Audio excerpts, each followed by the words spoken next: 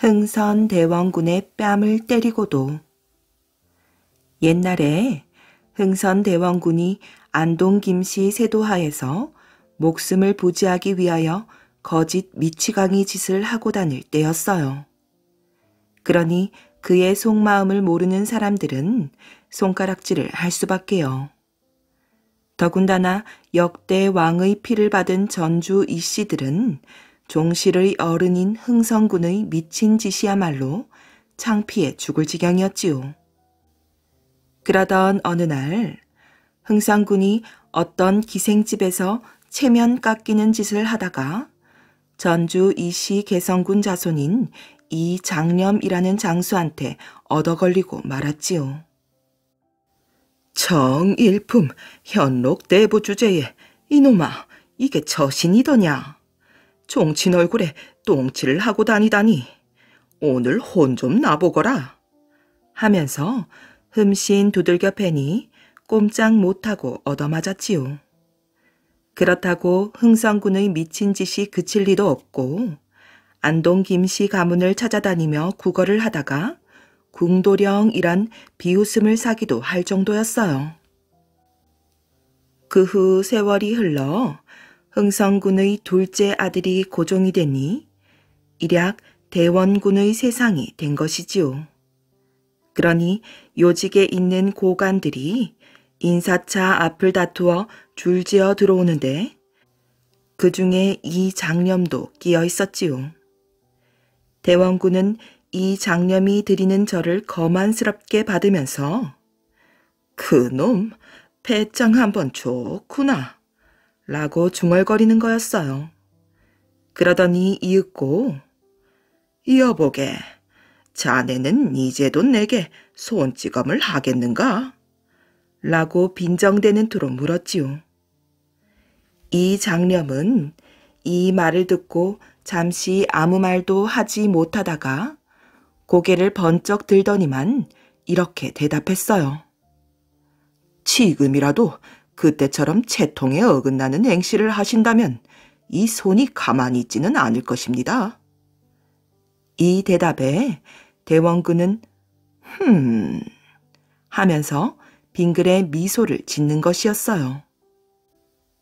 잠시 대화를 나눈 뒤 이 장념이 일어서 나오자 대원군은 이례적으로 일어나서 방문까지 나와 큰 소리로 여기 금이대장 나가신다 하고 외친 거예요.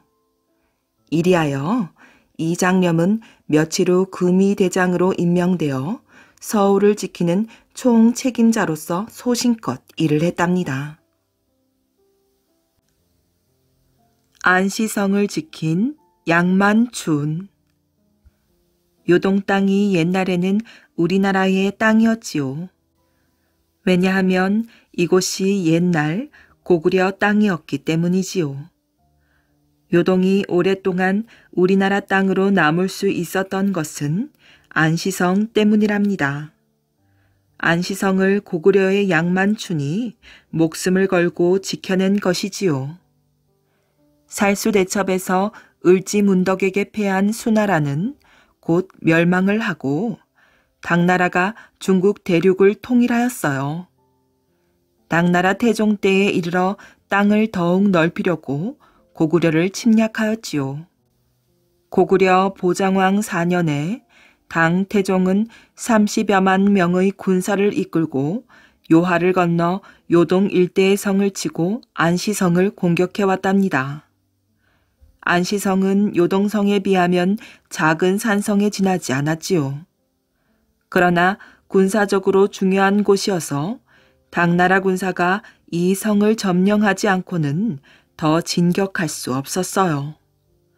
고구려에서는 있는 힘을 다해 안시성을 지켜야 했지요. 안시성 성주 양만춘은 5만 명의 군민을 거느리고 끊임없는 훈련을 통하여 만반의 태세를 갖추고 있었답니다. 어찌 보면 양만춘은 이런 사태가 닥쳐올 것을 대비하여 젊고 힘있는 젊은이를 모아 훈련을 시켰는지 모를 일이지요. 양만춘은 나이가 어리거나 나이가 많은 사람들은 후방에서 뒷바라지를 하게 하였답니다. 그는 안시성이 한 1년쯤 적에게 포위를 당한다 하더라도 끄떡없을 만큼 만반의 준비를 하였어요. 이렇게 철저히 대비를 한 안시성 사람들은 당나라 군사가 쳐들어와도 조금도 동요하지 않고 모두들 자기가 맡은 일에 열심이었지요. 그래서 지금 적이 포위를 했는지 적과 전투를 치르고 있는지를 전혀 알지 못하고 그저 평화스럽기만 하였답니다. 대체 어떻게 된 일이냐? 첩자를 통해 안시성 안의 상황을 보고받은 당태종은 어이가 없었답니다.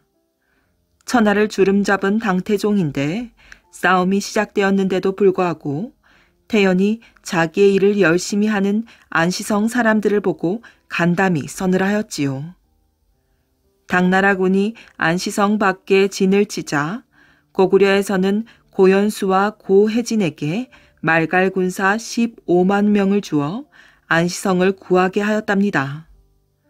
그러나 성 밖에서 당나라군에게 패하여 당태종에게 항복하고 말았지요. 이렇게 되자 안시성은 이제 양만춘 혼자의 힘으로 맞서 싸우지 않으면 안 되었답니다.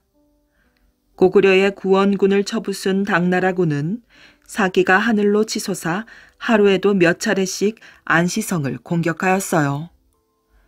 양만춘은 안시성 둘레의 바깥 개천과 안 개천을 파놓고 물이 흐르게 하였답니다. 바깥 개천은 물이 많았으나 폭이 좁아 건너기가 쉬웠지요. 바깥 개천에서 몇십 걸음 가면 안 개천이었는데 안 개천에서 얼마 떨어지지 않은 곳에 흙으로 쌓은 토성벽이 우뚝 솟아 있었어요. 당나라 선봉장은 토성벽을 공격하기로 작전을 세웠답니다. 그러나 바깥 개천을 건너려고 하자 안시성에서 고구려군이 쏘아대는 화살을 피할 수 없었지요. 당나라군이 밤을 이용하여 바깥 개천을 건너려고 할 때였어요. 쏴, 쏴. 거센 바람 같은 소리가 나더니 커다란 물줄기가 바깥 개천을 덮쳤답니다. 사람 살려! 바깥 개천을 건너려는 당나라군은 거센 물살에 휩쓸려 서로 살겠다고 야단이 났지요. 겨우 바깥 개천을 건너 안 개천을 건너려던 당나라군도 어찌할 바를 모르고 있었답니다. 이때 갑자기 불꽃이 하늘로 오르더니 안시성 주위가 대낮처럼 밝아졌지요. 그러자 기다렸다는 듯이 성루에서 불붙은 집단 덩어리가 마구 쏟아져 내렸어요. 바깥 개천에서는 물로 또 안 개천에서는 불로 공격을 당하니 당나라군은 갈팡질팡 싸울 생각을 잃고 말았답니다. 수많은 희생자를 내고도 당나라군은 악착같이 안시성 성벽을 넘으려고 하였어요. 이를 놓치지 않고 안시성 성루에서 불화살을 쏘아 당나라군을 공격하자 후퇴할 수밖에 없었답니다. 그 뒤로도 싸움은 밤낮을 가리지 않고 계속되었어요. 그러나 똘똘 뭉친 안시성 사람들은 끄떡이 없었지요. 여름이 가고 9월로 접어들었어요. 안시성은 함락되지 않았답니다. 생각다 못한 당나라군은 안시성 높이만한 토산을 만들어 공격하기로 하였어요. 그러나 토산 위에서 제대로 싸워보지 못하고 고구려에게 당하고 말았지요. 만주의 9월은 점점 추워지기 시작하였어요. 게다가 군량이 거의 바닥이 나서 당태종도 어쩔 수 없이 안시성을 포기하고 물러서지 않을 수 없었답니다. 거대한 당나라를 세우는데 활약을 한 태종이 온 힘을 다해 싸웠어도 한낱 조그마한 안시성을 함락시키지 못하고 희생자만 많이 낸 채 쫓기듯 되돌아서야 했지요. 비록 적이기는 하지만 양만춘이 이끄는 안시성 사람들의 놀라운 용기와 전술은 칭찬할 만하다. 태종은 비단 100피를 말에 실어 양만춘에게 보내주었어요. 마침내 안시성 전투는 고구려의 승리로 끝났답니다. 고구려는 요동성 등 다른 전투에서 패배한 울분을 갚고 더 이상 당나라군의 침공을 불가능하게 만들었어요. 양만춘의 승리는 살수대첩과 맞먹는 싸움이었다고 한답니다. 욕심 없는 황희정승. 어느 날 황희정승은 뜰에 나왔다가 이상한 모습을 보았답니다. 뜰에 커다란 밤나무가 한 그루 있었는데 그 밑에 밤이 잔뜩 떨어져 있는 것이었어요. 하인은 그것을 보고 담장 너머로 뭐라고 소리를 치고 있었지요. 무슨 일이더냐? 예, 어떤 못된 놈들이 담장 너머에서 대감마님 댁 밤을 따먹으려고 했습니다요. 그래서 어떻게 하였느냐? 제가 나타나서 녀석들이 막 도망을 갔습니다. 그래, 담장 너머로 밤이 얼마나 떨어졌더냐? 다행히도 모두 담장 안으로 떨어졌습니다. 하하하, 그러면 너는 어서 그것을 주워 담장 너머로 던져 놓거라. 예? 대감마님, 무슨 까닭이신지요? 황희정승은 하인이 놀라는 표정을 짓자 웃으며 말하였어요. 아하, 그 밤은 아이들이 먹고 싶어 떨어뜨린 것이라고 하지 않았더냐? 예, 대감마님. 그래서 제가 혼내려고 했습니다. 아이들은 밤이 먹고 싶어 힘을 들였는데 네가 그것을 뺏으려 하면 그 아이들이 얼마나 원망을 하겠느냐. 그러니 아이들이 마음대로 먹게 밤을 밖으로 던져놓으란 말이다. 알았느냐? 어느 날 황희정승은 연못에 빠져있는 엽전 한 잎을 보았지요. 평소에 웬만한 일은 하인에게 잘 시키지 않던 그가 하인을 불렀어요. 저 연못에 있는 엽전 한 잎이 보이느냐? 예, 대감마님. 저 엽전을 건져올 수 있겠느냐? 대감마님, 연못이 깊어 위험합니다. 하인은 잠시 머뭇거렸어요. 황희정승도 연못이 너무 깊어 위험하다는 생각이 들었지요. 잠시 후에 황희정승은 하인에게 이렇게 말했답니다. 비록 위험하지만 어떻게든 저 엽전을 건져오면 너에게 상으로 새 잎의 엽전을 주마. 하인은 돈 욕심보다도 한 잎을 건져오면 새 잎을 주겠다는 말에 무슨 사연이 있을 것 같았답니다. 그래서 위험을 무릅쓰고 연못에서 엽전을 건져왔지요. 그러자 황희정승은 하인에게 새 잎의 엽전을 주었답니다. 대감마님, 저에게 이렇게 엽전 새 잎을 주신다면 대감마님께서 손해인데 그 엽전에 무슨 사연이라도 있는 것이옵니까? 그러자 황희정승은 웃으며 이렇게 말하였어요. 이것이 연못에 버려져 있으면 나라의 손해가 아니더냐. 그런데 이제 네가 이것을 건져 올림으로써 너는 새 잎을 갖고 나는 한 잎을 가졌으니 이 얼마나 좋은 일이더냐. 하인은 또 한 번 황희정승의 깊은 생각에 감탄하고 고개를 숙였답니다. 황희정승은 세종대왕 시절에 60여 년 동안 벼슬에 있었고 최고 벼슬인 영의정을 지내며 18년을 보냈지만 항상 검소하게 생활하였지요. 황희정승은 세종대왕이 가장 믿고 의지하는 재상으로 유명했어요. 그리고 인품이 원만하고 청렴하여 지금까지도 많은 사람의 존경을 받고 있답니다. 존경받는 경주 최부자. 우리나라 경주에는 300년이 넘도록 많은 사람에게 존경을 받아온 부잣집이 있답니다. 지금도 경주 최부잣집이라고 하면 모르는 사람이 거의 없을 정도이지요. 그런데 어떻게 그 많은 사람에게 존경을 받을 수 있었을까요? 1671년에 경주 지역에는 큰 흉년이 들어 사람들은 끼니를 잇기가 힘들었답니다. 급기야 굶어 죽는 사람이 생길 정도로 고통의 나날이 계속되었지요.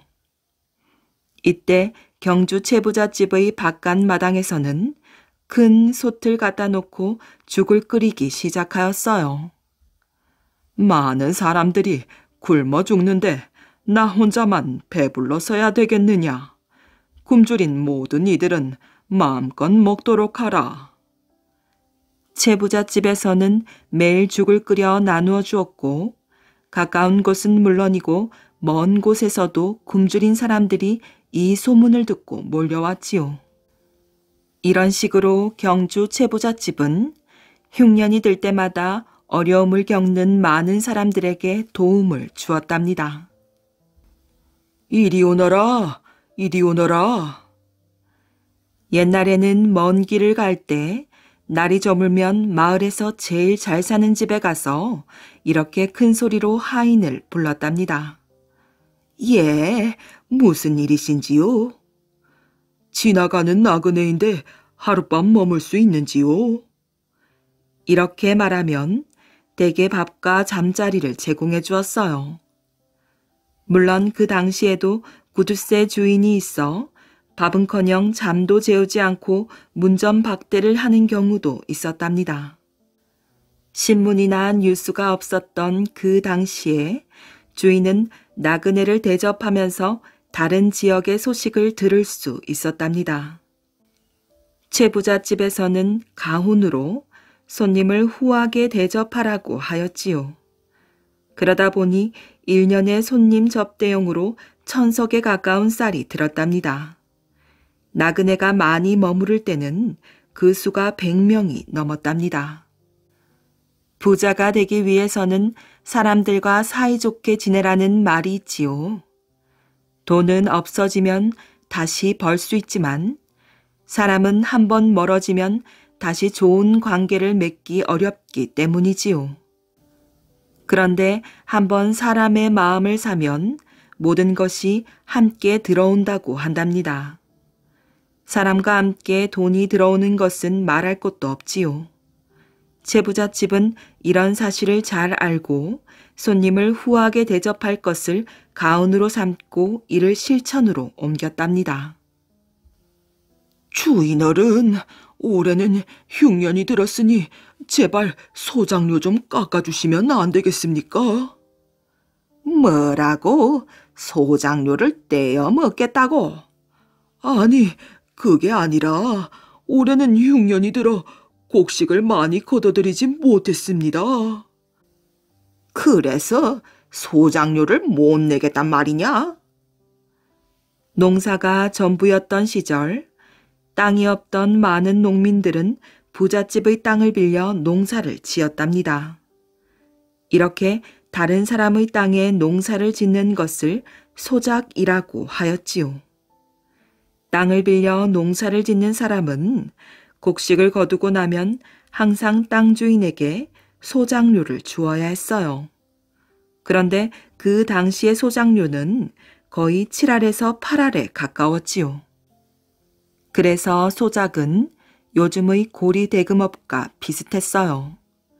돈을 빌려주고 비싼 이자를 받는 것과 같은 이치이지요. 1년 내내 농사를 지어 쌀 10가마니를 수확하면 그 중에 7, 8가마니를 주인에게 주었으니 농민에게는 남는 게 거의 없었답니다. 게다가 흉년이 들어 끼니 때우기도 어려웠지만 땅 주인에게 소작료를 바쳐야 했어요. 그래서 그 당시에는 흉년이 들면 농민들이 소작료 때문에 땅 주인을 상대로 폭동을 일으키기도 하였답니다. 흉년이 들어 농민이야 굶어 죽든 말든 자신은 절대로 손해보지 않으려는 땅 주인의 욕심 때문이었지요. 그러나 경주 채부잣집은 달랐어요. 흉년이 들었을 때 소작료를 낮춰준 것은 물론 풍년이 들어도 만석 이상을 모으지 말라는 가훈에 따라 소작료를 낮춰주었어요. 경주 채부잣집이 300년이 넘게 존경을 받을 수 있었던 것은 이렇게 어려운 사람들에게 아낌없이 베풀었기 때문이랍니다. 백성을 두려워하지 않는 어리석은 왕. 고구려 봉상왕 때 국상 벼슬을 맡은 창조리는 충직하고도 바른 사람이었답니다. 당시 나라 안에는 큰 근심거리가 있었지요. 선비족의 추장인 모용회가 호시탐탐 국경을 위협하고 있었기 때문이랍니다. 어느 날 봉상왕은 신하들을 모아놓고 회의를 하였답니다. 아하, 하루가 다르게 모용회의 힘이 커지고 있어. 강한 병력으로 자주 국경을 침략하니 어찌하면 좋겠소.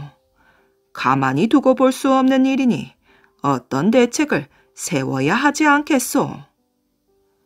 임금의 말이 끝나자마자 국상 창조리가 앞으로 나서며 말하였어요.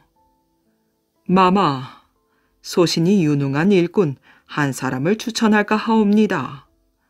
북부 지방에 사는 대형 고노자가 어질고도 용감하옵니다.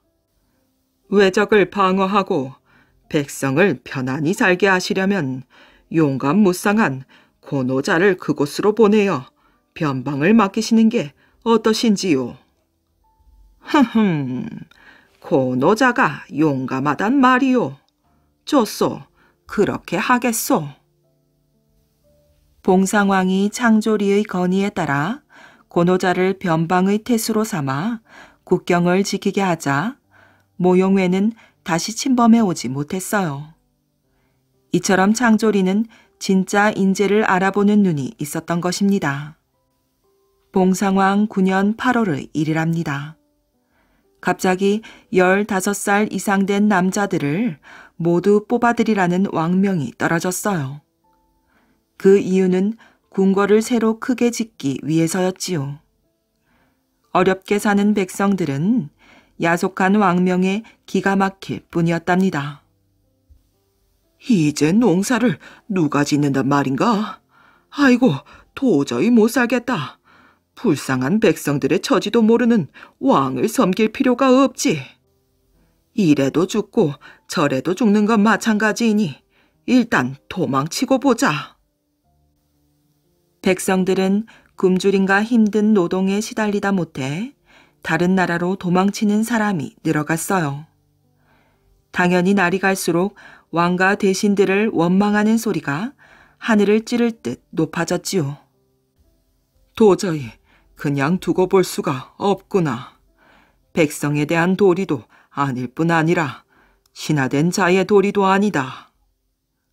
어느 날 마침내 창조리는 봉상왕을 찾아갔어요. 감히 대왕께 한 말씀 아뢰고자 하옵니다. 올해는 재난이 거듭되어 농사가 흉년입니다. 백성들은 먹을 것과 살 곳을 잃고 장정들은 일자리를 찾아 사방으로 흩어졌습니다. 돌볼 사람이 없는 늙은이와 어린이들만 집에 남아 모두 굶어 죽게 되었으니 어찌하시렵니까? 하늘을 두려워하고 백성을 걱정해야 할 대왕께옵서는 어찌 굽어 살피지 않으시옵니까? 뭐요? 경은 지금 무슨 말을 하고 있는 거요? 신하는 목숨을 바쳐서 왕을 섬겨야 하는데 왕에게 충고를 하는 창조리가 봉상왕은 못마땅하기만 했답니다. 대왕마마, 이런 때에 대로 굶주린 백성들을 끝없는 부역에 시달리게 하시니 이것은 부모되는 도리로 할 짓이 아니옵니다. 이웃나라에서는 호시탐탐 우리나라를 넘보고 있는 터에 우리의 이런 형편을 알면 어찌하겠습니까? 당장 쳐들어올 것입니다. 그러면 나라와 백성이 어찌 되겠사옵니까? 부디 살펴주옵소서. 창조리는 정말 애끓는 마음으로 간곡히 말하였어요. 그러나 이미 방탕으로 눈이 먼 봉상왕은 오히려 노여워하며 짜증을 부렸답니다. 어허, 경은 지금 무슨 말을 하고 있는 게요? 내게 감히 그런 말을 하다니. 예로부터 임금이란 만백성이 우러러보는 높디 높은 자리요. 임금이 사는 궁궐이 웅장하고 화려하지 않다면 대체 어디서 임금의 위엄을 찾을 수 있단 말이오. 경은 침을 비방하고 백성들의 비위를 맞추어 혼자서 칭송을 독차지하려 하는 것이요. 안타까운 마음으로 창조리가 다시 임금 앞에 머리를 조아리며 아뢰었어요. 마마, 임금이 백성을 돌보지 않는다면 결코 어진 임금이 될 수가 없습니다. 또한 신하가 임금께 바른 말을 아뢰지 못한다면 결코 충성스런 신하라고 할 수 없사옵니다. 소신은 이 나라의 국상입니다. 국상의 자리에 있기 때문에 감히 아뢰는 말씀일 따름이지 어찌 백성들의 칭송을 혼자 받으려고 하는 말이겠사옵니까? 그러나 거듭고하는 창조리의 말에도 봉상왕의 화는 풀어지지 않았어요. 경은 그렇게도 백성을 위해 목숨을 잃고 싶은가?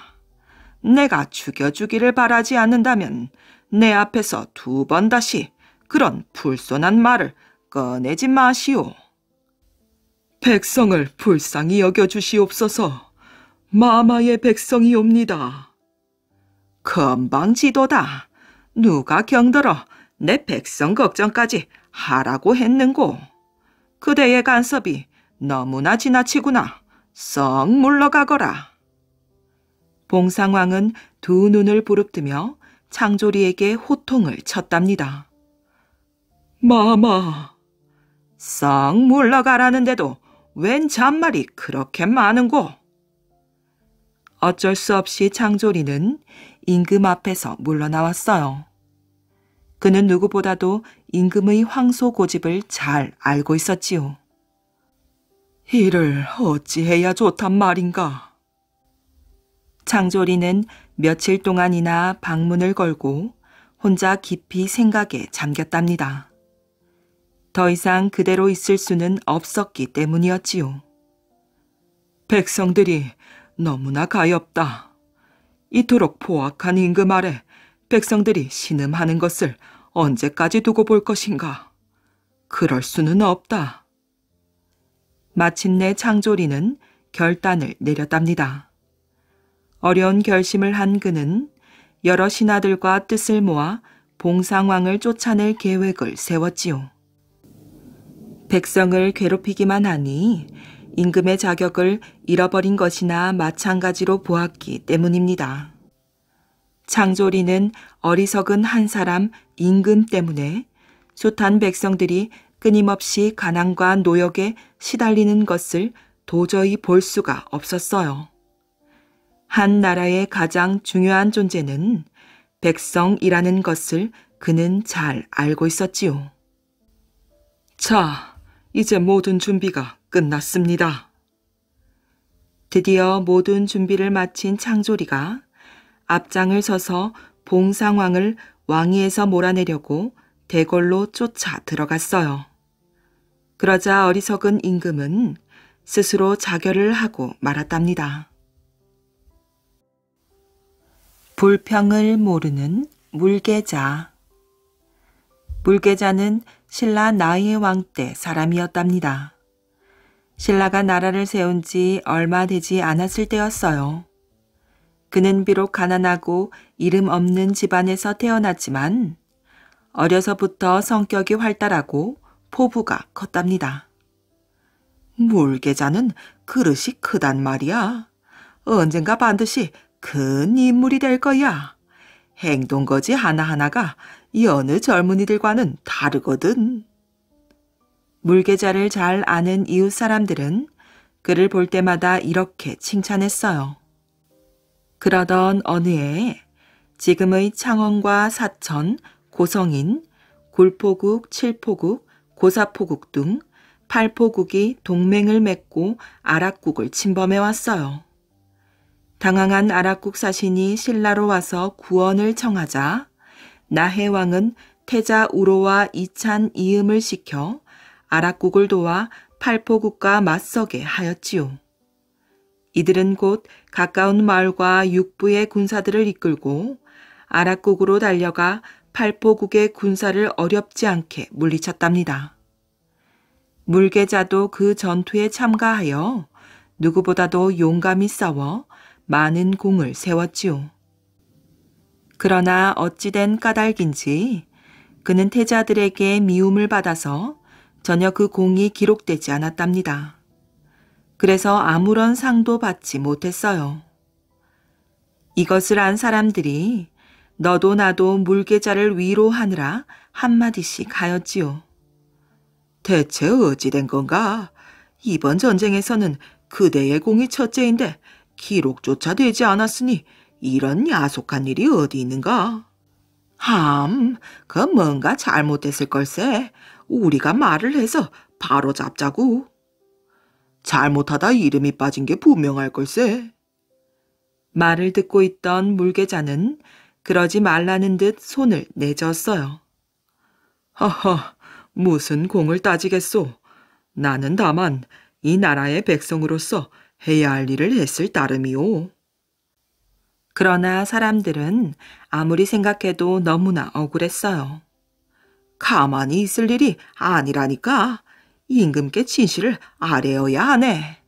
누가 사실을 덧붙이자는 건가? 있는 사실을 그대로 알리자는 것뿐일세. 모두들 흥분해서 주장했지만 물계자는 여전히 빙그레 웃으며 머리를 저을 뿐이었어요. 그만들 두게나.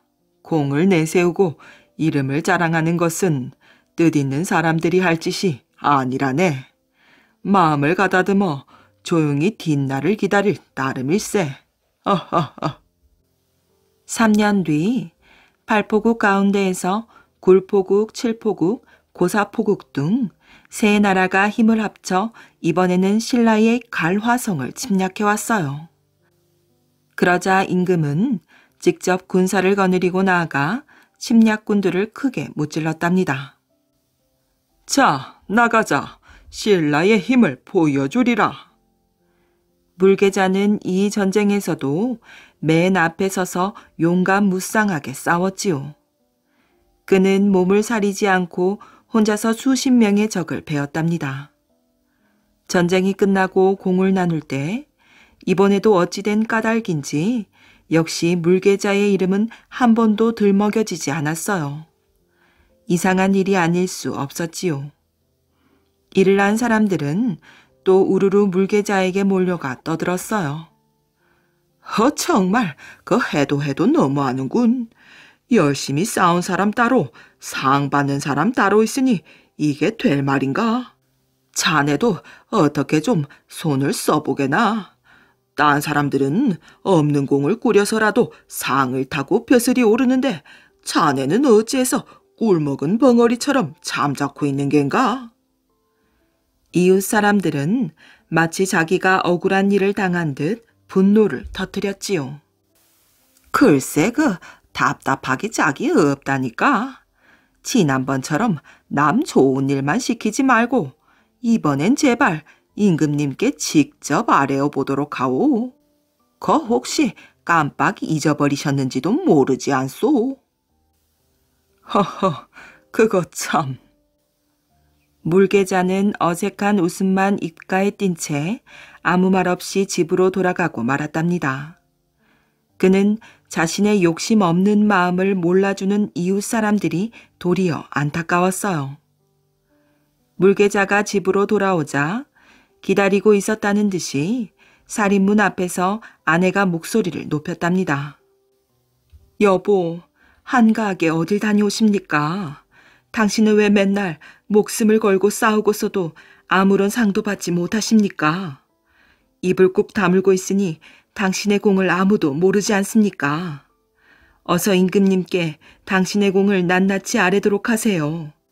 상도 받지 않는다면 무엇 때문에 목숨을 바쳐가며 싸운단 말이에요. 물계자는 따발총 같은 아내의 말을 끝까지 다 듣고 나서 조용히 입을 열었어요. 그게 무슨 한심한 말이오. 신하된 도리는 나라가 위태로울 때 목숨을 버리고 어려운 일을 당하면 자기 몸을 잇는다고 하였소. 지난날 2번의 싸움은 나라가 위태롭고 어려운 일이었소. 그런데도 나는 목숨을 내놓고 몸을 잊은 채 싸우지는 못하였소. 마땅히 싸우다 죽음으로써 뒷사람에게 충절을 전해야 했을 터인데 목숨을 보전하여 돌아왔으니 무슨 공이 있단 말이오. 외려 부끄럽기 짝이 없는 일인데 어찌 그 문제로 공을 따져 시끄럽게 골 수 있겠소. 말을 마친 물계자는 머리를 풀고 가야금 하나만 든 채 집을 나섰답니다. 깜짝 놀란 부인이 허겁지겁 남편의 뒤를 따르며 물었지요. 여보, 말도 없이 어디로 가십니까? 더 이상 내 여기에서 살기가 싫소. 이제 몸과 마음이 한가로운 곳에 가서 살려고 하오. 물계자는 아무 미련도 없다는 듯 뒤도 돌아보지 않고 사채산으로 들어가 버렸어요. 그리고는 거기에 조그만 움막 하나를 지어놓고 자연과 그를 벗삼아 평생 가야금을 벗하며 한가로이 살았다고 한답니다. 수로왕과 구지봉. 아주 오랜 옛날 세상이 만들어지고 얼마 되지 않아서 나라 이름도 없고 왕도 신하도 없는 때였답니다. 부족장과 함께 여러 사람들이 어울려 마을을 이루고 살았을 뿐이지요. 그러던 어느 날 마을 사람들이 제사를 지내고 있었어요.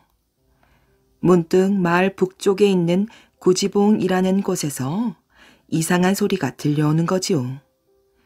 그곳엔 사람이고 짐승이고 아무도 없는데 말이에요. 여기 아무도 없는가? 마을 사람들이 겁에 질려 있을 때 부족장이 나섰어요.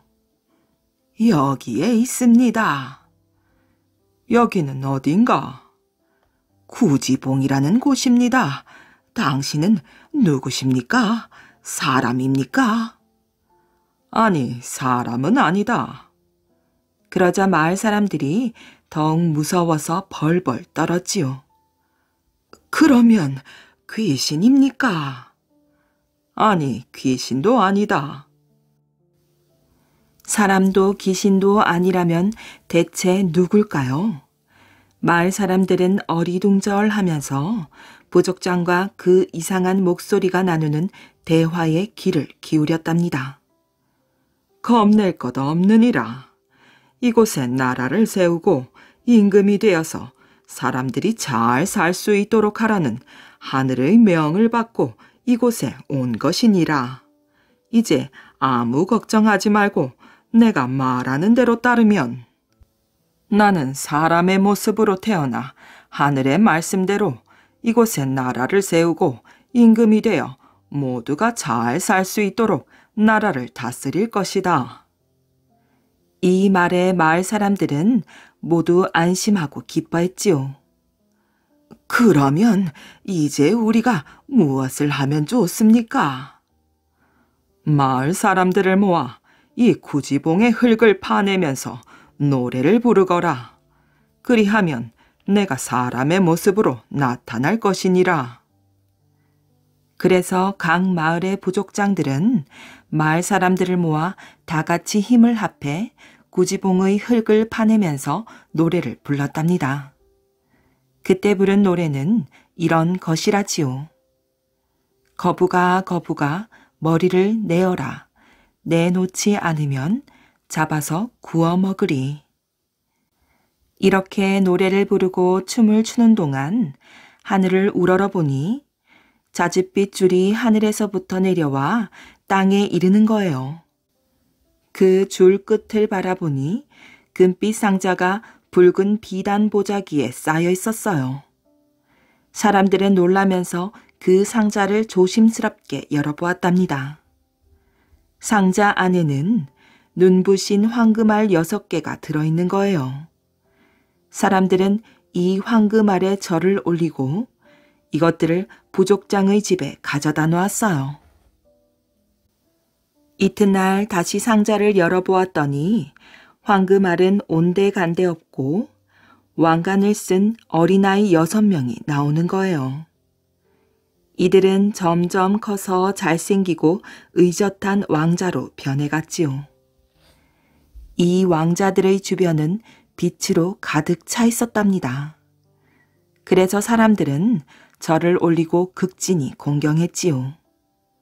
10여일이 지나니 이 아이들의 키는 9척이나 되고 얼굴은 용과 같으며 눈썹에서는 빛이 났대요. 마치 세상에 있는 모든 영웅들을 한데 모아놓은 듯한 얼굴이었지요.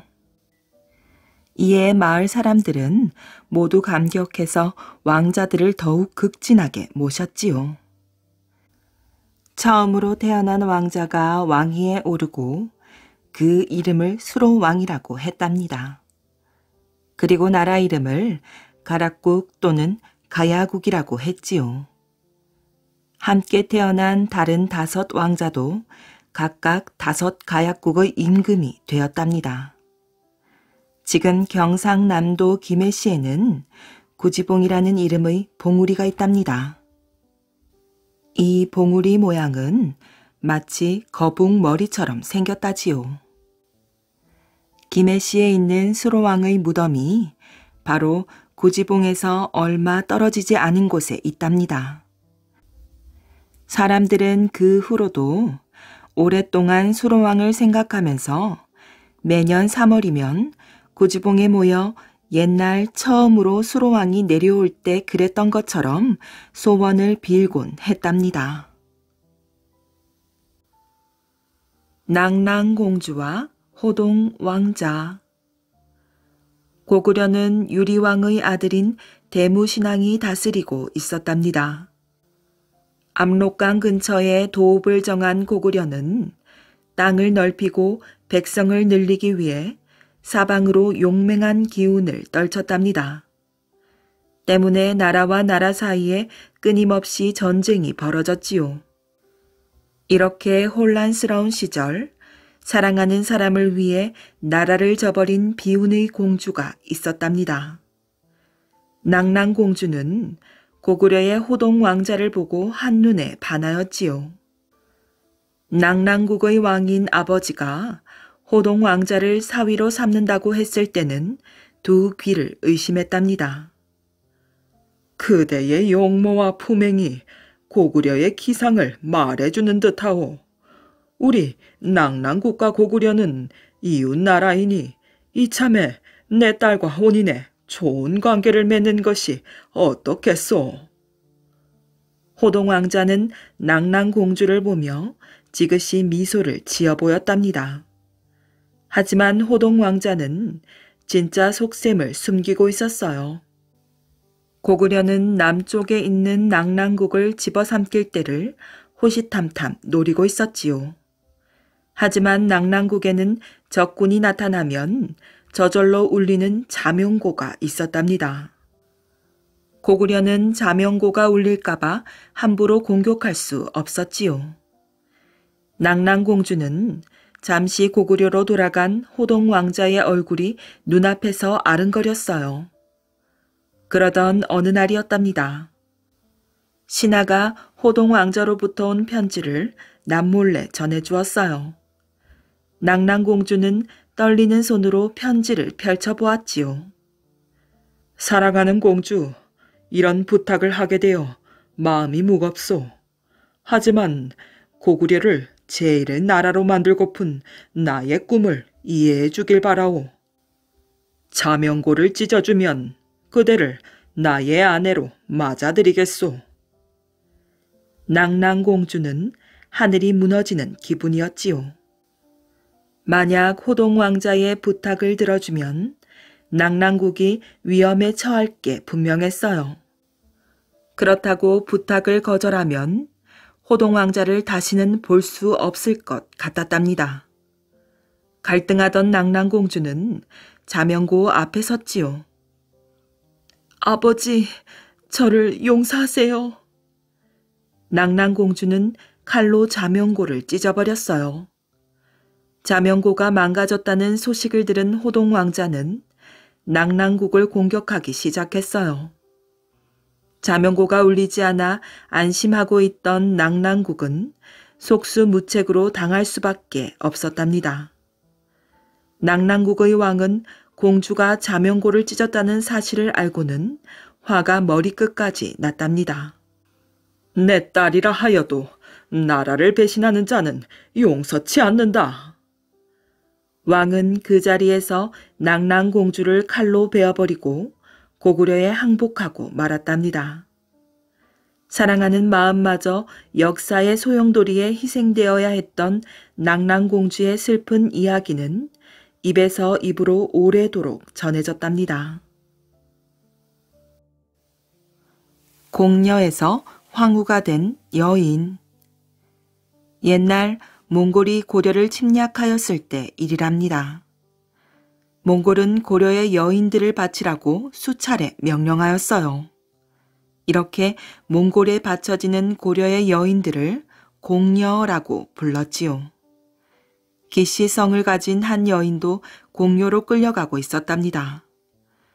이 여인은 입술을 질끈 깨물었어요. 지금은 이렇게 끌려가지만 결국 비참하게 살지 않겠어. 기씨 여인은 원나라 황제에게 차를 따르는 궁녀로 일하게 되었어요. 원나라 황제인 순제는 궁녀인 기씨 여인과 이런저런 대화를 나누다가 기씨 여인의 총명함과 단아함에 마음을 빼앗겼지요. 얼마 후 기씨 여인은 순제의 사랑을 독차지하며 원나라의 황후가 되었답니다. 공녀로 끌려와 황후가 된 나야. 이제 내 앞에서 모두 무릎을 꿇으렸다. 기황후는 원나라를 쥐락펴락하기 위해 황실의 관리들을 자신의 세력으로 만들었어요. 게다가 황제와의 사이에서 낳은 아들이 황태자가 되자 기황후는 막대한 권력을 거머쥐게 되었지요. 한편 공녀로 간 딸이 황후가 되자 고려에 남은 가족들도 기세등등해졌어요. 높은 벼슬을 차지하고 백성들로부터 재산과 노비를 빼앗아 배를 불리며 호화로운 생활을 하였답니다. 특히 기황후의 오빠인 기철은 교만하고 포악한 자였어요. 동생을 통해 얻은 권력을 유지하려고 원나라의 편에 섰답니다. 여동생이 원나라 황후인데 나도 원나라에 잘 보여야겠지. 기철은 원나라 황제에게 고려를 속국으로 만들어달라는 편지를 써서 보내기도 하였답니다. 고려의 왕이 나라를 잘 다스리지 못하니 원나라가 왕을 내쫓고 직접 고려를 다스려 주소서.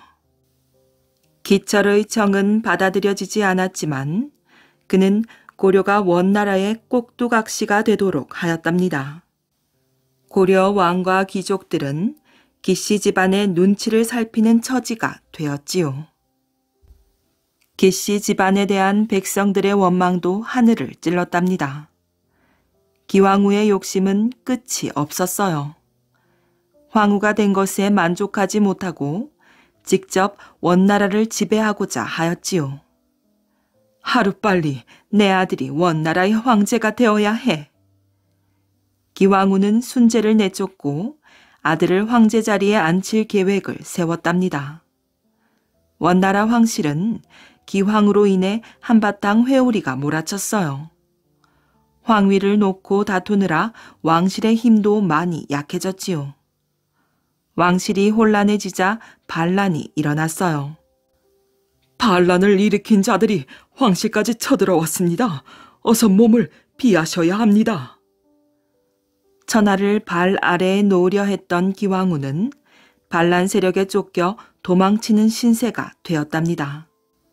그렇게 그녀의 마지막을 본 자는 아무도 없었답니다. 꿈속의 흥룡.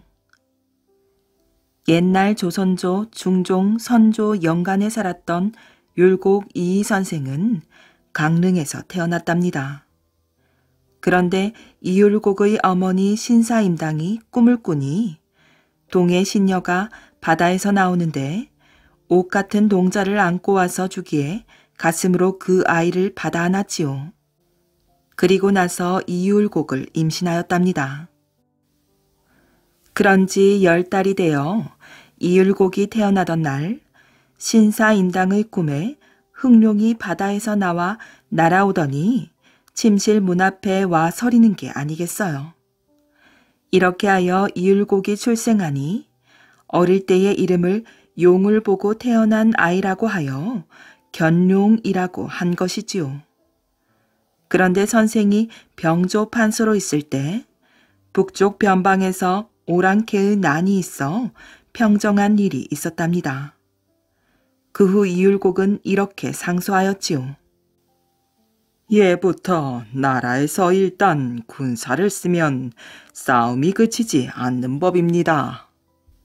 나라가 100여 년간 편안하여 백성들이 싸움을 몰랐는데 이제 비로소 군사를 썼으니 지금부터는 싸움이 그치지 않을 것입니다. 청하옵건대 팔도에서 미리 정병 10만을 선발하여 앞으로 닥칠 재난에 준비하시기 바랍니다. 그러나 조정에서는 이를 받아들이지 않았어요. 이 율곡의 이 말은 결국 임진왜란이나 병자호란을 예견하고 한 말이었음이 후에 입증된 셈이지요. 아무튼 이율곡은 49세에 사망하였는데 사망하기 전날 밤에 그 부인이 꿈을 꾸니 흥룡이 침실에서 날아 나와서 하늘로 높이 올라가는 것이었어요. 이러고서 다음날 타계하였으니 이율곡의 잉태와 출생 및 사망에 모두 용꿈이 관련되어 있답니다. 지키지 못한 약속. 태조 왕건의 할아버지인 작재건은 지혜롭고 용감한 젊은이였답니다. 작재건은 당나라에 있는 아버지를 찾아 길을 나섰어요. 작재건이 당나라 가는 배에 올라탔을 때의 일이랍니다. 어느 날 배가 바다 가운데에서 사흘 동안이나 꼼짝을 하지 않았어요. 뱃사람들이 이상하게 여겨 점을 쳐보았더니 배에 타고 있는 고려 사람을 없애야 한다는 점괘가 나왔답니다. 뱃사람들은 작재건을 죽이려고 했어요. 그러자 작재건은 스스로 바다에 뛰어들었지요. 바다로 뛰어든 작재건은 용왕을 만났어요. 내가 그대를 이곳으로 이끌었소. 매일 밤 북을 치며 불경을 일거대는 여우가 나타나 나를 괴롭히니 그 여우를 잡아주시오. 작재건은 기꺼이 용왕의 부탁을 들어주었고 용왕은 감사의 뜻으로 작재건을 자신의 사위로 삼았답니다. 작재건은 용왕의 딸과 혼이 난 뒤 다시 고향으로 돌아왔어요. 용왕의 딸은 작재건과 30년을 함께 살았답니다. 부인, 가끔 친정에 다녀오는 것 같던데 용궁에는 어떻게 가시는 겁니까? 알려고 하지 마십시오. 만일 제가 용궁으로 가는 것을 엿본다면 저는 절대로 다시 돌아오지 않을 것입니다. 알겠소. 그런 일은 없을 것이오. 작재건은 그렇게 말하면서도 호기심을 억누를 수가 없었답니다. 그러던 어느 날 작재건은 부인이 마당의 우물을 통해 용궁으로 가는 것을 우연히 보게 되었어요.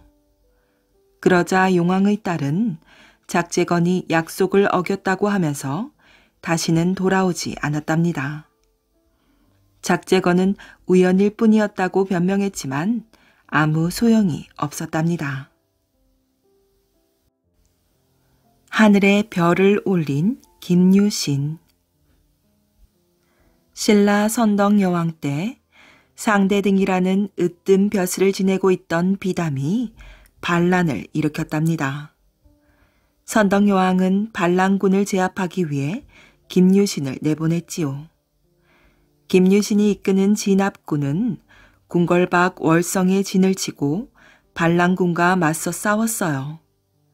싸움은 열흘이나 계속되었답니다. 그러던 어느 날 하늘에서 빛나던 큰 별이 월성으로 떨어졌어요. 비담은 별이 떨어지는 것을 보고 이렇게 말하였지요. 월성으로 별이 떨어지는 것을 보았는가? 이는 여왕의 군대가 패할 징조다. 비담은 승리를 자신했어요. 반란군의 사기가 높아지자 진압군은 싸울 의욕을 잃고 말았지요. 이대로 당할 수는 없는 일이다. 무슨 좋은 방법이 없을까? 김유신은 부하들을 안심시키기 위해 여러 가지 방법을 고민했어요. 그때 김유신에게 좋은 꾀가 떠올랐답니다. 김유신은 아무도 모르게 허수아비를 만들어 커다란 연에 매달았어요. 그런 다음 밤이 되기를 기다렸다가 허수아비에 불을 붙여 하늘로 띄었답니다. 연이 날아오르는 모습은 떨어진 별이 다시 하늘로 올라가는 것처럼 보였어요. 아침이 밝자 김유신이 군사들을 불러놓고 말했어요. 어젯밤에 떨어졌던 별이 다시 하늘로 올라갔다. 그러니 승리는 우리의 것이다.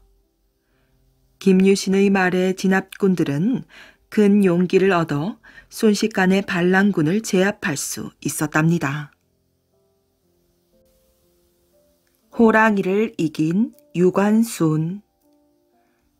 독실한 기독교 집안에서 자란 유관순은 교회 학교에서 한글과 숫자 등을 배웠답니다. 유관순은 영리에서 하나를 가르쳐주면 둘을 깨우쳤지요. 선교사의 부인인 사이리시 여사는 그런 유관순을 눈여겨보았어요. 관순이 아버지 어머니, 저는 여자도 배워야 한다고 생각합니다. 그래서 말인데 관순이를 서울로 유학 보내면 어떻겠습니까? 암요, 여자도 배워야지요. 하지만 서울에는 아는 사람도 하나 없고 학비도 만만치 않을 터인데 그것이 걱정입니다. 그런 건 걱정하지 마십시오. 제가 관순이가 장학생으로 입학할 수 있도록 돕겠습니다. 그렇게 해주신다면 저희는 더 바랄 것이 없습니다.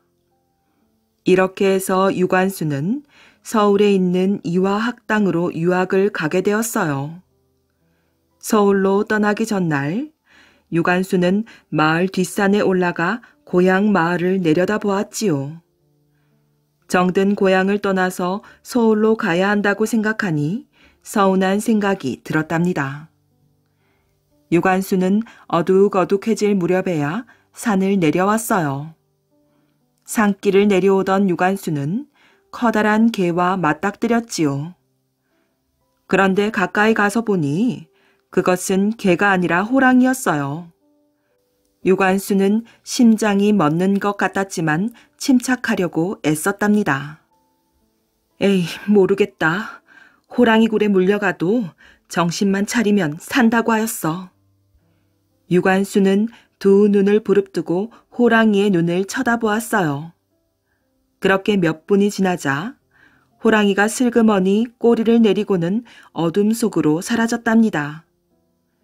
유관순은 비로소 안도의 한숨을 내쉬며 집으로 돌아왔지요. 호랑이를 만나고도 살아남은 유관순은 더 이상 두려울 것이 없었어요. 그래서 훗날 누구보다 앞장서 만세 운동을 이끌었답니다. 흙을 먹는 남자 최무선. 고려 우왕 때 왜구들이 자주 해안가에 나타나 노략질을 일삼았답니다. 우리나라도 원나라처럼 화약을 만들 줄 안다면 왜구들을 쉽게 물리칠 수 있을 텐데. 최무선은 화약을 만들어 왜구를 물리치고 싶었어요. 그래서 책을 보며 혼자서 화약 만드는 연구에 몰두했답니다. 하지만 화약을 만드는 일이 그리 쉽지만은 않았어요. 최무선은 화약 제조 기술자를 찾아 벽난도로 갔답니다.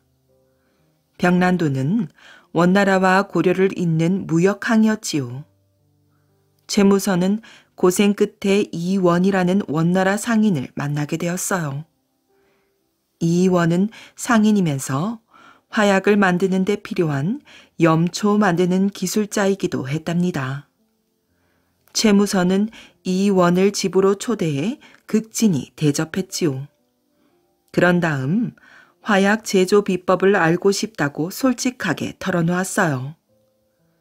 이원은 화약을 어떻게 만드는지 절대로 알려줄 수 없다고 했지요. 최무선은 포기하지 않고 다시 한번 간절하게 부탁했답니다. 그러자 이원은 최무선의 정성에 감동해 이렇게 귀뜸을 했지요. 화약 제조 비법은 염초를 만드는 데 있어. 그러니 좋은 흙을 먼저 찾아보시오. 최무선은 하인들에게 온갖 종류의 흙을 다 퍼오겠어요. 그런 다음 가져온 흙을 일일이 맛보았답니다. 어떤 흙은 맛이 시고 어떤 흙은 맛이 짜고 또 어떤 흙은 약간 매운맛이 나기도 했지요. 최무선은 여러 차례 실험을 한 끝에 소금처럼 짠맛이 나는 흙이 염초를 만드는데 적당하다는 것을 알게 되었어요. 최무선은 오랜 노력 끝에 염초를 만들게 되었고 화약도 만들어냈답니다. 이렇게 만든 화약은 왜구를 물리치는데 아주 큰 도움이 되었답니다. 고구려를 빛낸 광개토 대왕.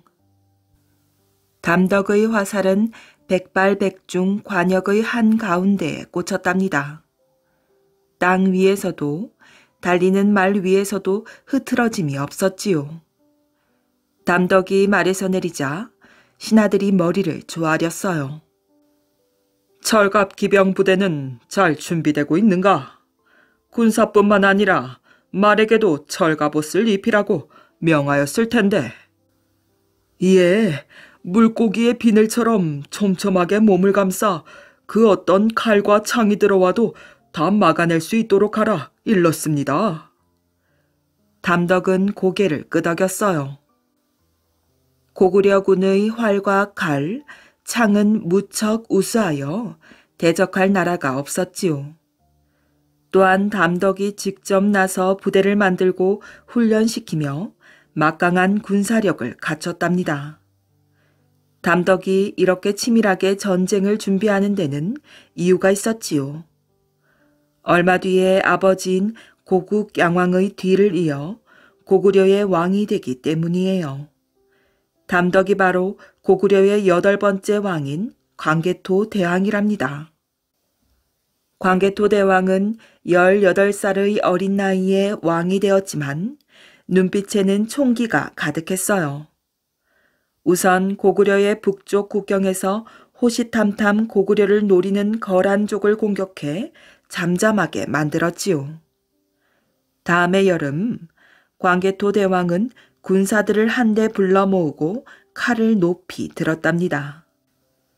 백제에 의해 할아버지인 고국 원왕이 돌아가셨다.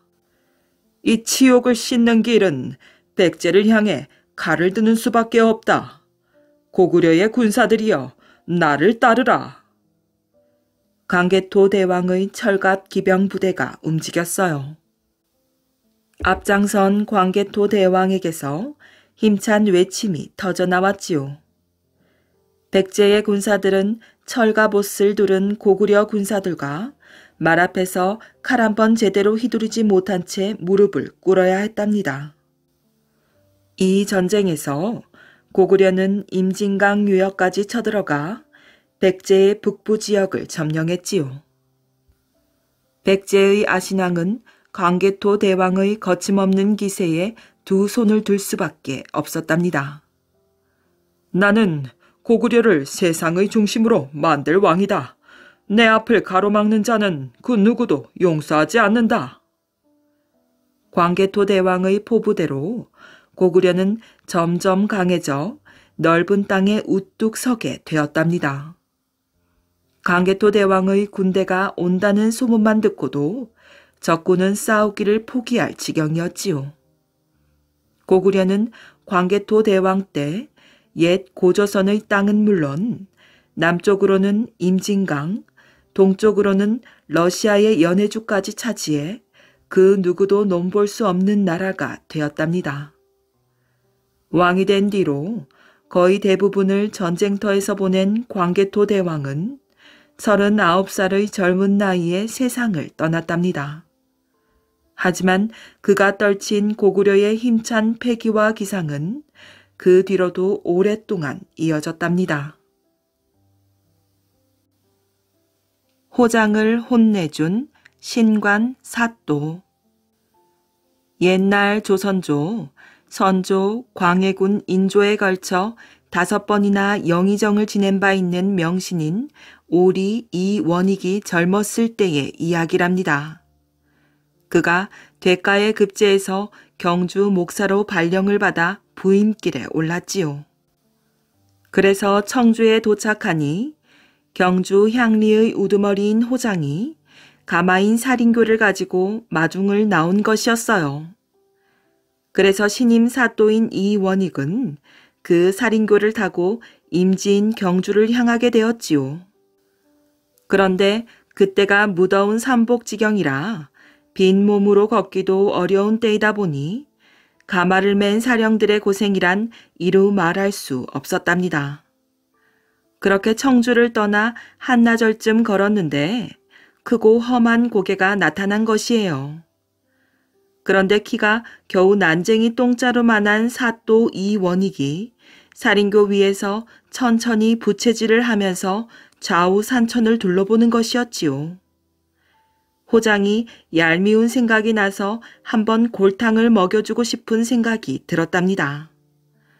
그래서 고개 밑에 이르자 호장이라는 작자가 가마를 멈추게 한 뒤 사또 앞에 나아가 허리를 굽힌 후 이렇게 고하는 것이었어요.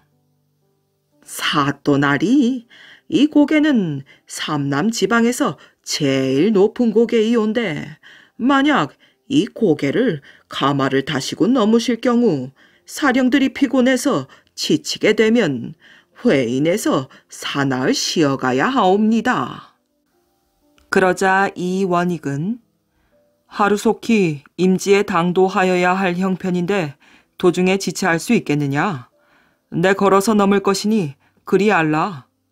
라고 하더니 살인교에서 내려 걸어서 고개를 넘어가고 있었지요. 그런데 뒤따라오는 호장 녀석이 희죽희죽 웃으며 걷고 있는 것을 이원익이 본 것이에요. 그제야 호장의 장난임을 알아차린 것이지요. 이런 못된 놈이 다 있나. 그리하여 이원익은 걸음을 멈추고 호장을 돌아보며 이렇게 호통을 치는 것이었어요. 여봐라 호장, 너와 나는 신분이 다르거늘 내가 걷고 있는데 어찌 너도 걷는단 말이냐.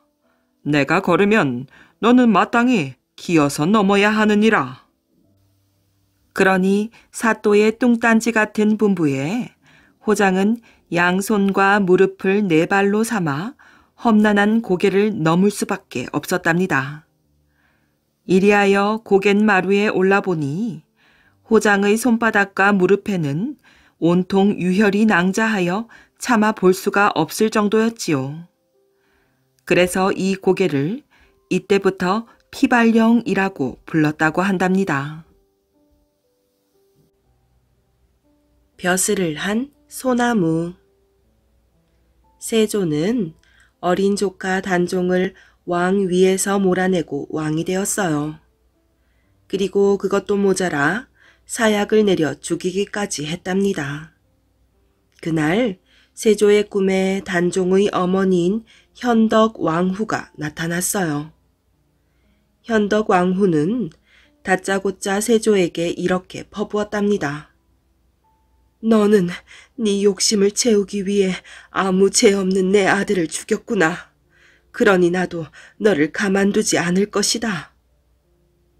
현덕 왕후는 세조에게 침을 뱉고 사라졌어요. 그 일이 있은 후부터 세조의 몸에 종기가 자라기 시작했지요. 갖은 약을 다 써보았지만 종기는 없어지지 않았어요. 세조는 최후의 수단으로 부처에게 빌고자 속리산에 있는 법주사를 찾아갔답니다. 법주사 가는 길에는 커다란 소나무 한 그루가 길 위로 가지를 축 늘어뜨리고 있었지요. 그 가지 때문에 왕이 탄 가마가 지나갈 수가 없었어요. 그러자 가마꾼들이 이렇게 투덜거렸어요. 임금님이 타고 계신 가마가 나뭇가지에 걸리겠어. 그때 눈으로 보고도 믿을 수 없는 놀라운 일이 벌어졌답니다. 소나무가 축 늘어뜨리고 있던 가지를 슬며시 들어올렸기 때문이에요. 덕분에 세조를 태운 가마는 무사히 그곳을 지나갔어요.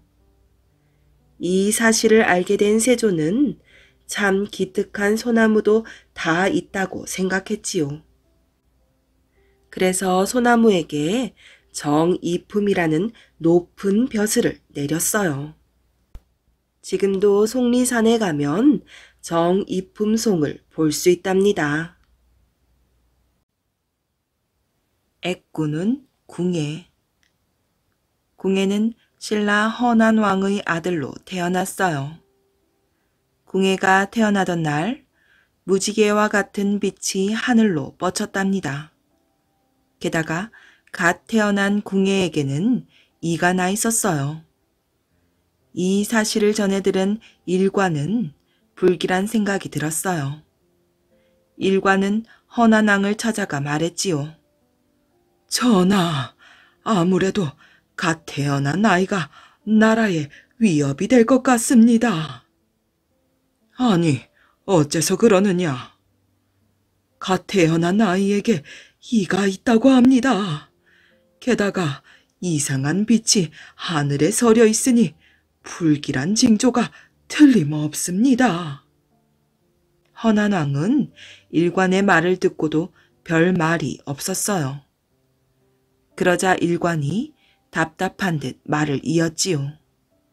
전하, 아이가 자라서 나라에 해를 끼치기 전에 그 싹을 잘라버리십시오.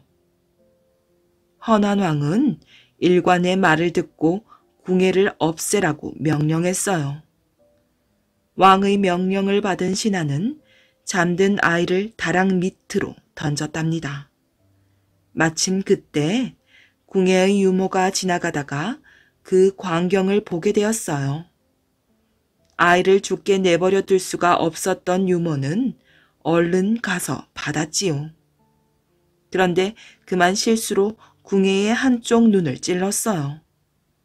궁예는 간신히 목숨을 건졌지만 그때에 한쪽 눈을 잃었답니다. 궁예는 비록 애꾸 눈이었지만 자신의 운명을 스스로 개척해서 후 고구려의 왕이 되었답니다. 명사수 김득생의 억울한 죽음. 태종 때 화를 잘 쏘기로 유명한 김득생이라는 사람이 있었답니다. 김득생은 날아가는 새도 마칠 만큼 활을 아주 잘 쏘았지요. 태종은 김득생의 활솜씨에 반해 그를 호위무사로 임명했어요. 왕의 거처인 경복궁 뒤에는 인왕산과 삼각산 그리고 북한산이 병풍처럼 서 있었어요. 나무가 울창한 이들 산에는 호랑이가 살고 있었지요. 호랑이는 이따금씩 산에서 내려와 사람을 해치기도 했답니다. 어느 날 태종은 경복궁 후원을 거닐다가 호랑이와 딱 마주쳤어요. 먹이를 찾아 산을 내려온 호랑이를 만나게 된 것이었지요. 김득생은 재빨리 호랑이를 향해 활 시위를 당겼어요. 김득생이 쏜 화살은 호랑이의 급소를 맞췄답니다. 태종은 김득생 덕분에 목숨을 구할 수가 있었어요. 자네가 나의 목숨을 살렸네. 정말 고맙구려. 전하, 과찬이시옵니다. 소인은 그저 할 일을 했을 뿐이옵니다. 김득생은 겸손하게 자신을 낮추었어요. 태종은 김득생에게 후한 상을 내려주고 싶었어요.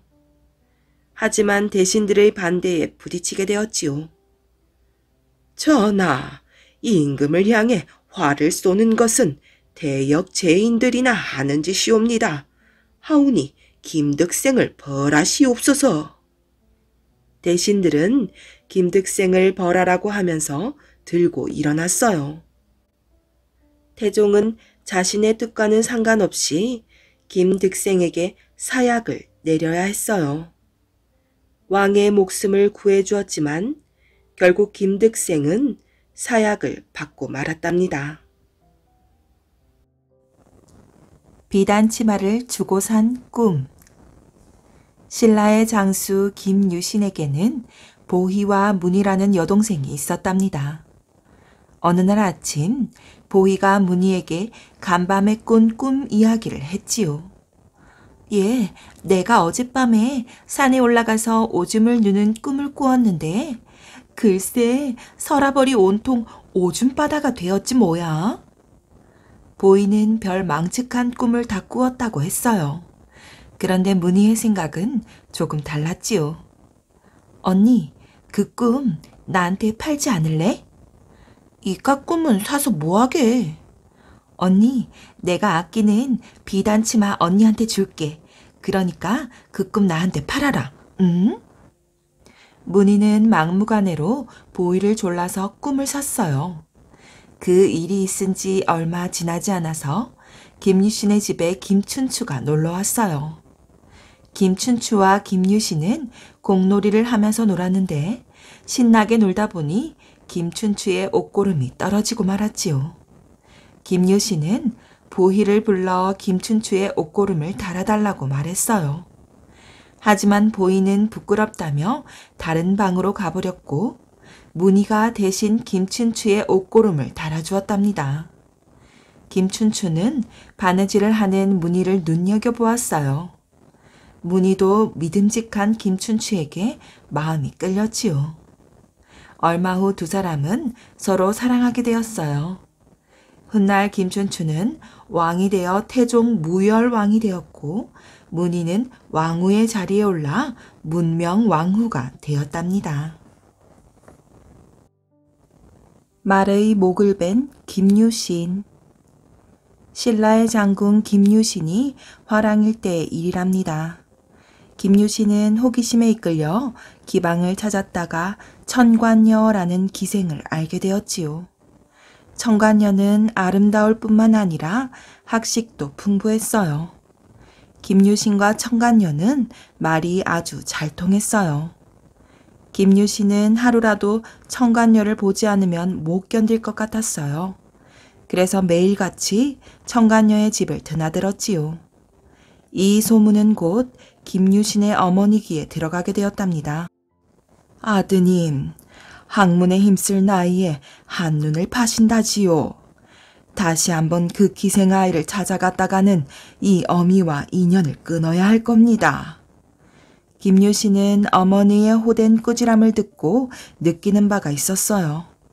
어머니, 소자가 잘못했습니다. 한 번만 용서해 주십시오. 김유신은 어머니 앞에서 천관녀를 만나지 않겠다고 맹세하고 그날부터 천관녀의 집을 찾지 않았어요.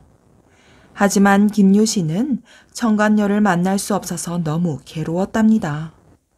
그래서 괴로움을 잊으려고 술을 잔뜩 마셨지요. 술에 취한 김유신은 집으로 돌아오는 길에 깜빡 잠이 들었어요. 잠이 깨었을 때 김유신은 자신이 천관녀의 집 앞에 있다는 사실을 깨달았어요. 아니, 내가 왜 여기에 있지? 그 순간 김유신은 자신의 말이 평소 습관대로 천관녀의 집으로 향한 것을 깨달았어요. 감히 네가 주인의 뜻을 거스르다니 용서할 수가 없다. 김유신은 그 자리에서 말의 목을 베었어요. 그리고 2번 다시 천관녀의 집 앞에는 얼씬도 하지 않았답니다. 국상이 된 농사꾼 을파소. 고구려 고국 천황은 외척들에 의해 정치가 좌지우지되는 것이 싫었어요. 그래서 정치를 바른 길로 이끌 참신한 인재를 찾아 나섰다가 안류라는 사람을 알게 되었지요. 안류는 학식이 풍부하고 인품이 뛰어나 백성들의 존경을 한몸에 받았답니다. 고국천황은 안류를 불러 나랏일을 맡기려고 했어요. 하지만 안류는 을파소라는 사람을 추천하며 벼슬을 사양하였지요. 전하, 을파소는 유리왕 때의 대신인 을소의 자손으로 학식과 덕망이 높다고 들었습니다. 그래, 그 사람은 지금 무얼 하고 있소? 농사를 짓고 있다고 들었습니다. 한낱 농사꾼에게 어찌 나라를 맡길 수 있단 말이오? 전하, 을파소는 자신을 알아주는 왕이 나타나기를 기다리며 숨어 살고 있습니다. 하오니 그에게 나랏일을 맡기십시오. 그래서 고국천황은 중외대부라는 벼슬을 내리며 정중하게 을파소를 청했어요. 그러나 을파소는 왕의 부름을 이런 지하에 거절하였지요. 신은 미련하여 존엄하신 명령을 감당할 수 없으니 대왕께서는 부디 어진 사람을 뽑아 높은 관직을 주시고 큰 일을 이루시옵소서. 이 이야기를 전해 들은 고국천황은 생각했어요. 예사 인물이 아니로구나. 중외대부라는 벼슬로는 만족하지 못한다. 이 말이렸다. 고국천황은 을파소에게 나라의 으뜸 벼슬인 국상 자리를 내려주었어요. 을파소는 비로소 왕이 자신을 신임하는 것을 알고 왕의 부름을 따랐답니다. 평화의 선물 만파 식적. 신라 신문왕이 점쟁이를 불러 물었어요. 동해에 있던 작은 섬 하나가 가문사 쪽으로 떠내려왔네. 이게 무슨 징조인가? 그러자 점쟁이가 대답했어요. 전하, 소인의 생각으로는 돌아가신 무무왕과 김유신 장군께서 전하께 값진 보물을 주려고 하시는 것 같사옵니다. 하오니 어서 가보십시오. 신문왕은 그 말을 듣고 기뻐하며 동해 바다로 갔답니다. 동해 바다에는 거북이 머리처럼 생긴 섬이 하나 떠 있었어요. 섬의 꼭대기에는 신기한 대나무가 한 그루 자라고 있었지요. 이 대나무는 낮이면 갈라져 둘이 되고 밤이면 합쳐져 하나가 되었어요. 신문왕이 대나무를 보기 위해 배를 타고 섬으로 건너가자 어디선가 검은 용이 나타났어요. 신문왕이 용에게 물었지요. 이 대나무는 떨어졌다가 합쳐졌다가 한다는데 그 이유가 무엇인가? 한 손으로는 소리가 나지 않지만 두 손을 마주치면 소리가 나는 것과 같은 이치옵니다. 전하, 이 대나무로 피리를 만드십시오. 피리를 만들어서 무엇하려고? 이 대나무로 피리를 만들어 보면 오래도록 평화를 누리실 수 있을 겁니다. 신문왕은 대나무를 베어 피리를 만들게 했어요. 그리고 만파식적이라는 이름도 지어주었지요. 만파식적이 생긴 뒤로는 이웃 나라들이 신라를 넘보지 못했어요. 덕분에 신라에는 평화로운 날들이 오래 계속되었답니다. 무명 옷을 입은 대감 부인. 조선 인조 때 인조의 고모인 정명공주의 집에서 큰 잔치가 벌어졌어요. 잔치에는 장안의 내노라 하는 부인들이 모두 초대되었지요. 부인들은 저마다 화려하게 치장을 하고 잔치집에 나타났어요. 무명옷을 입은 한 늙은 부인만 빼고 말이지요. 늙은 부인을 보고 부인들은 이렇게 수군거렸어요. 저 사람은 누구요? 정경 부인은 아닌 것 같고 양반댁에서 일하는 하인인 모양입니다. 그때 늙은 부인을 본 정명공주가 버선발로 달려나왔어요. 아니, 저 부인이 니인데 공주께서 저렇게 반갑게 맞이하는 거요? 글쎄, 난들 알겠소? 부인들은 늙은 부인의 정체가 몹시 궁금했어요.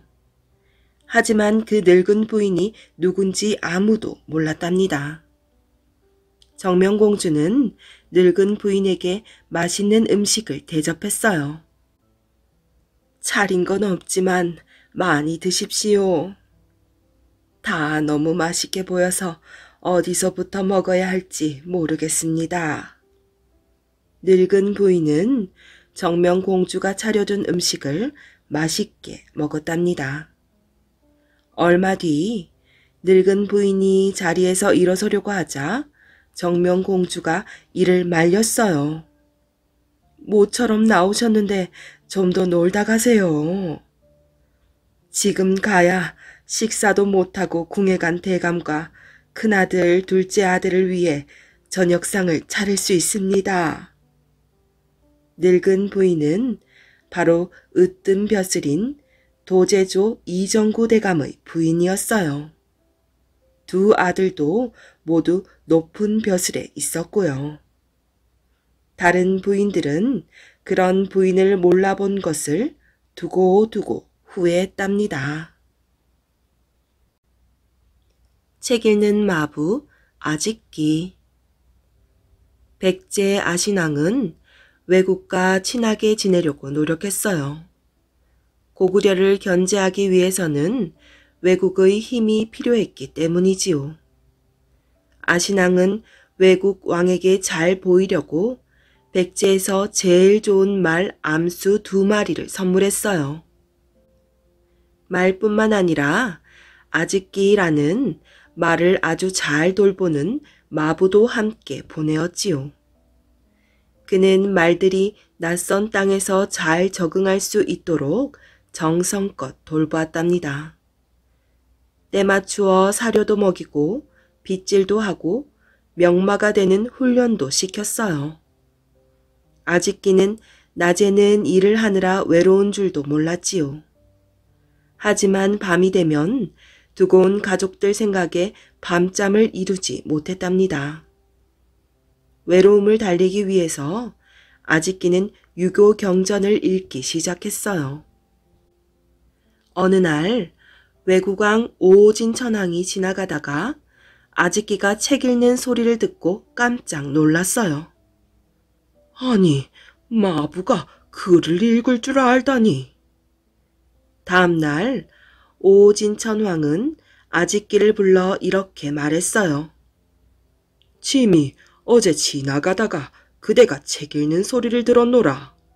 마부가 글을 읽을진데 백제의 학문이 뛰어난 자가 얼마나 많겠는가. 그러하옵니다. 왕인이라는 박사가 훌륭하십니다. 오진천황은 아직기를 태자의 스승으로 삼고 백제의 사신을 보내 왕인을 초청했어요. 왕인은 일본에 건너가 태자와 일본 학자들에게 유교 경전을 가르쳤지요. 덕분에 일본의 고대 문화인 아스카 문화가 활짝 피어날 수 있었답니다.